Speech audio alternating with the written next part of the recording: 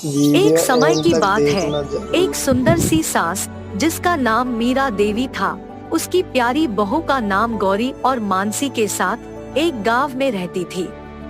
मीरा देवी एक समझदार और दयालु महिला थी। गौरी एक संस्कारी बहू थी जो घर की जिम्मेदारियों को पूरा करने में माहिर थी और मानसी एक खुशरम मुस्कुराती हुई लड़की थी। गांव में एक रसोई का प्रतियोगिता आयोजित की गई। मीरा देवी ने गौरी और मानसी को प्रेरित किया कि वो रसोई में हिस्सा लें और अपनी कला को दिखाएं। दोनों बहुओं ने साथ मिलकर सोचा कि इस अवसर पर एक सुंदर और लाजवाब डिश बनाएंगे। गौरी ने डिसाइड किया कि वो पाव भाजी बनाएगी, अपनी सास की पसंद को याद रखते हुए। उसने सब्जियों को धूप में सुखा लिया, फिर उन्हें गेहूं के आटे में पीसकर बड़ी हड्डी से भुना। वो भुनी हुई सब्जियों को मिक्सर में पीसकर लाजवाब पाव भाजी का मसाला बना दिया। दूसरी तरफ मानसी ने अपने प्यारे पति को सरप्राइज डिनर के लिए मोतीचूर के लड्डू बनाने का सोचा। वो बेसन को घी में भूनकर चटनी में मिला दिया और लड्डुओं को सही साइज और शेप में बनाया। प्रतियोगिता के दिन गौरी ने अपनी पाव भाजी को हल्का सा बटर से सजाया और मानसी ने अपने मोतीचूर लड्डुओं को सिल्वर वॉक्स से सजाया। दोनों डिश बहुत ही स्वादिष्ट और सुंदर दिखती थी। जजेस ने पाव भाजी और मोतीचूर लड्डुओं को स्वाद के साथ ही सुंदरता का पूरा ध्यान दिया और अंत में पाव भाजी और मोतीचूर लड्डुओं को जीतने की घोषणा की गई।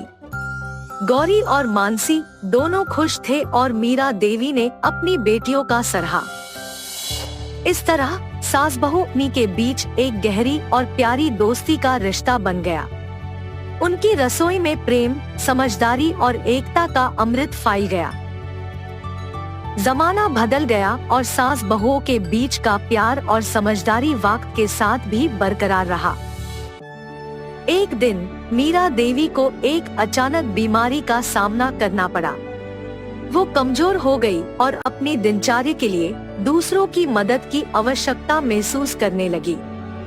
गौरी और मानसी ने तुरंत उनकी सेवा में जुट गई।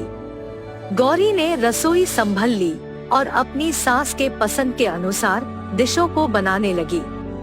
वो सब्जियों को प्यार से साफ किया, काटकर उसमें अपने स्वाद का मैजिक मिलाया।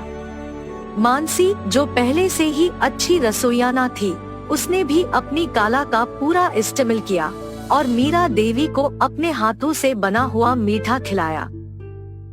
मीरा देवी दीवार पे ध्यान से बने हुए एक फोटो फ्रेम में अपनी दोनों बेटियों को देखती के आनंदित हुई।